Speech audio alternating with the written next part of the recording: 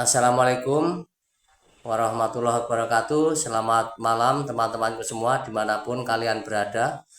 Bertemu kembali ya dengan saya, channel Pejuang Asam Lambung Asli. Channel yang membahas tentang sakit gangguan asam lambung GERD anxiety psikosomatis. Sakit yang dikatakan 1001 macam sensasi ya, karena banyaknya rasa sakit yang ada di dalam tubuh ataupun yang ada di dalam pikiran kita, makanya disebutkan sakit 1001 macam sensasi. Baiklah teman-teman, saya menyampaikan sharing-sharing ini agar nantinya para penderita sakit gangguan asam lambung GERD anxiety psikosomatis yang kebetulan menemukan video saya ini, yang kebetulan mendengarkan video saya ini, dan yang kebetulan ada kecocokan dengan rasa-rasa yang dirasakan seperti halnya yang saya rasakan, mudah-mudahan dapat tersugesti, termotivasi, sehingga bisa membuat ketenangan kepada teman-teman, membuat bangkitnya teman-teman, karena ternyata sakit gangguan asam lambung GERD anxiety psikosomatis itu tidak seperti apa yang sekarang ini ada dalam pikiran teman-teman semua. Jadi pernah saya lalui bahwa sensasinya memang sangat luar biasa. Sensasinya itu sangat menakutkan, sensasinya sangat menyedihkan, sehingga hidup ini serasa sudah kehilangan semangat hidup, kehilangan gairah, intinya tidak ada semangat sama sekali. Dalam perasaan itu hanya mati, mati, mati, dan mati. Takut apabila nanti terkena penyakit yang sangat berbahaya. Ini yang dialami penderita sakit gangguan asam lambung GERD anxiety psikosomatis. Terlepas dari sakit-sakit itu sudah melewati pemeriksaan medis yang sudah berkali-kali, itu walaupun medis menyatakan bahwa kita ini adalah sehat, kita tidak ada sakit yang berarti dalam tubuh kita, itu kalau saya dulu tetap saya belum tenang, karena begitu dinyatakan oleh dokter rumah sakit, beberapa rumah sakit itu bahwa saya ini sehat, yang terjadi pikiran saya itu justru ketakutan luar biasa, pikiran diguna-guna itu. Makanya pada akhirnya keluar dari rumah sakit pun perasaan takut itu tetap sangat besar sekali. Itu ulasan yang lalu-lalu teman-teman. Yang akan saya sampaikan, video saya yang ke-14 ini masih menyambung dengan video yang ke-13 saya. Artinya di video 13 saya menyampaikan kekambuhan saya karena tidak bisa tidur selama 7 hari 7 malam. Nah, ini yang saya petik, bahasa 7 hari 7 malam itu karena yang 3 harinya itu bagaimana, yang 3 hari 3 malam, 5 hari 5 malam, itu tahapan-tahapan itu sudah saya lalui lah. Yang belum saya sampaikan itu 7 hari 7 malamnya itu terhitung setelah saya berobat ke salah satu rumah sakit yang mana saya minta dirawat inap, tapi dokter tidak mengizinkan karena saya dikatakan tidak layak untuk dirawat inap. Saya hanya diberikan obat, ya obatnya ya seperti yang dulu-dulu, obat sakit lambung itu. Nah, begitu saya minum tetap itu kan tidak ada perubahan sama sekali. Lah, di saat pemeriksaan itu dokter menanyakan tentang keluhan saya yang sebenarnya itu kan, akhirnya saya menyampaikan terhitung di hari itu ya saya berobat itu 5 hari 5 malam. Akhirnya diberi obat itu saya tempo 2 hari, obat saya minum nggak ada perubahan. Itu setelah 7 hari 7 malamnya, makanya saya terus akhirnya memutuskan berobat ke rumah sakit jiwa, itu atas anjuran dokter yang tadi memeriksa yang saya tidak diizinkan untuk rawat inap itu. Karena saya menyampaikan keluhan saya, perasaan saya itu takut, terus tensi saya waktu itu tinggi sekali, tinggi terus menerus. Kata tensi tinggi itu di awal-awal video 13 itu sudah saya ulas agak panjang lebar. Nah ini saya tidak akan mengulas itu secara panjang lebar, tapi ketujuh hari 7 malamnya itu akhirnya yaitu tadi saya memutuskan di rumah sakit jiwa.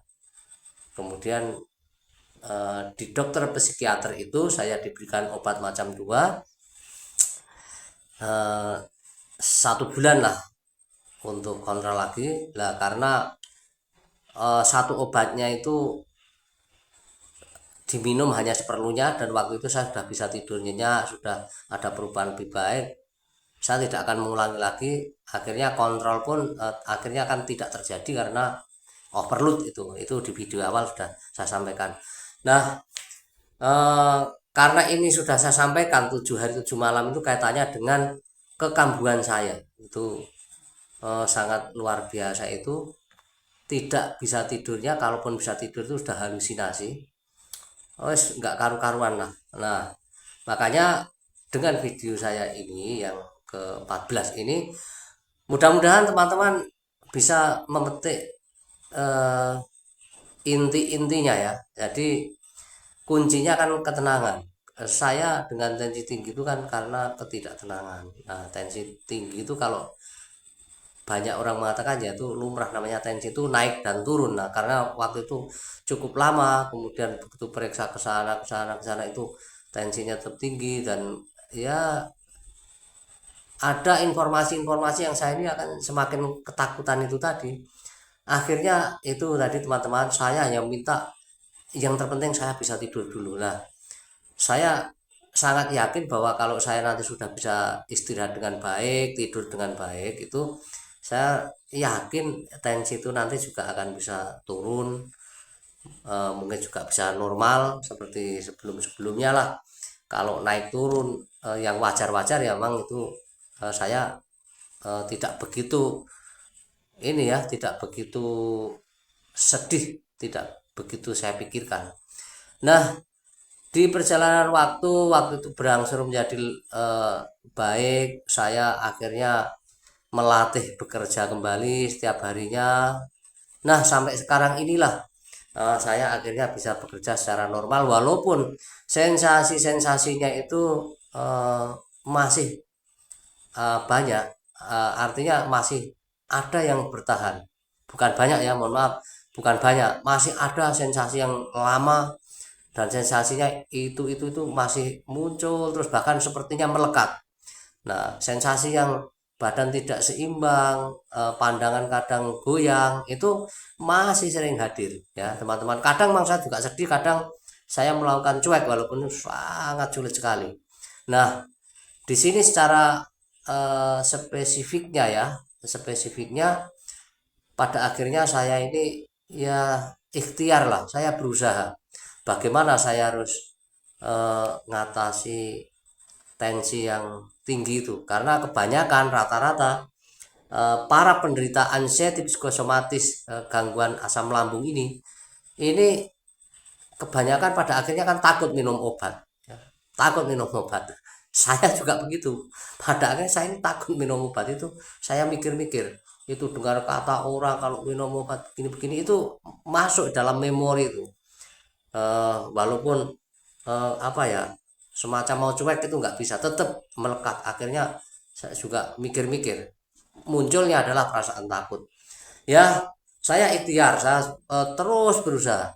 Tensi tinggi ini saya ini teman-teman, saya rutin. Nah ini cocok bagi saya, kalau teman-teman cocok ya silahkan ikuti, kalau tidak ya jangan kan gitu. Tetap eh, medis mungkin itu adalah solusi, tapi kalau ke medis itu juga takut, ya harus cari alternatif ya.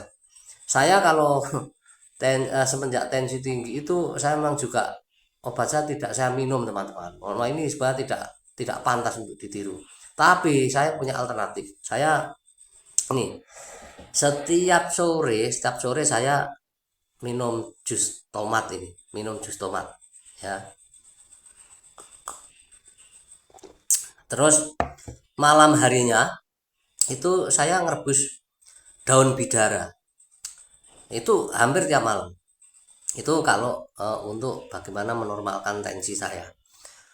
Jadi itu saya rutin minum jus ini. Ini bukan mencari nikmatnya ya, tapi karena ini jus tomat ini dapat apa ya, menurunkan tekanan darah ya, ini saya rutin. Kemudian sensasi-sensasi yang dulu pernah ada, hidung ngampet walaupun tidak flu, dan dulu memang saya flu itu lama sekali sebelum terkena asam ini pun saya sudah sering flu itu lama sekali. Nah, apalagi saat terkena asam lambung get anxiety psikosomatis ini yang hidung buntu, kadang kiri kadang kanan kadang dua-duanya, itu kan sangat sering, mungkin teman-teman mengalami ini.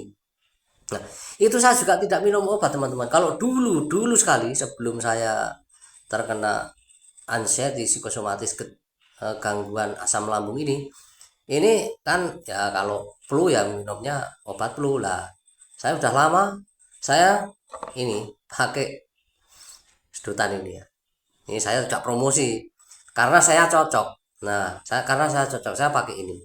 Ini walaupun saya bersin-bersin, saya makainya ini cocok, nanti bersin-bersin itu akan hilang. Nah, lebih cocoknya lagi cara memakainya, saya oleskan di tisu teman-teman ya. Saya oleskan di tisu, terus tisu itu yang saya sedot. Ini akan lebih mengena menurut saya. Menurut saya ini akan lebih mengena. Ini ya teman-teman spesifiknya tentang dua sensasi, yaitu tensi tinggi, kemudian sering bersin atau eh, hidung mampet, itu saya pergunakan minyak terapi itu. Ini lagi-lagi saya sampaikan, ini saya cocok teman-teman, saya cocok. Nah, ikhtiar ini terus saya lakukan dan alhamdulillah saya di saat masih ada sensasi ini dari Sidoarjo atau Surabaya ke Magetan ini, saya mampulah berkendara sendiri walaupun masih perasaan was-was itu masih masih muncul ya, tapi saya semacam memaksakan, karena kalau saya tidak memaksakan, sampai kapan situasi suasana dalam pikiran saya ini akan terjadi semacam ini.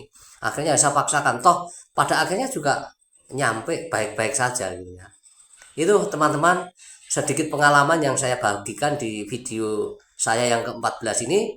Mudah-mudahan teman-teman yang memiliki sensasi sama dengan saya ya, kalau memang cocok, inilah ikhtiar saya.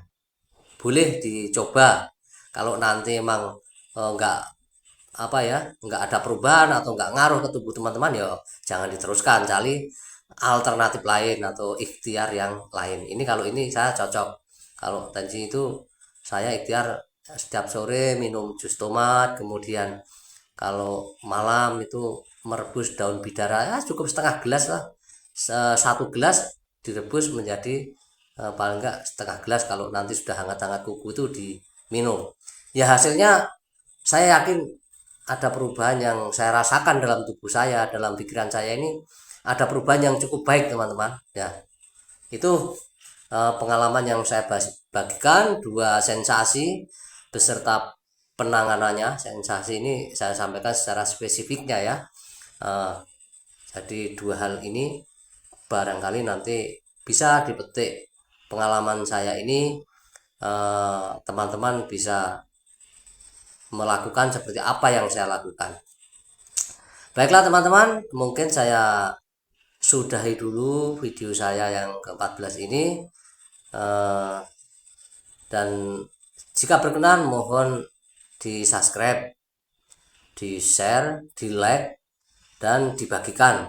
Siapa tahu video saya ini nanti ketika teman-teman melihatnya dibagikan ke sosial media teman-teman yang lain, barangkali saudara teman-teman, tetangga teman-teman, family teman-teman ada yang terkena sakit gangguan asam lambung get anxiety psikosomatis seperti halnya saya ini, kan ini adalah bisa saja menjadi jalan kesembuhan untuk keluar dari sakit gangguan asam lambung get anxiety psikosomatis.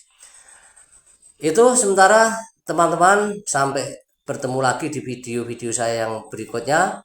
Kurang lebihnya saya mohon maaf. Saya akhiri. Wassalamualaikum warahmatullahi wabarakatuh.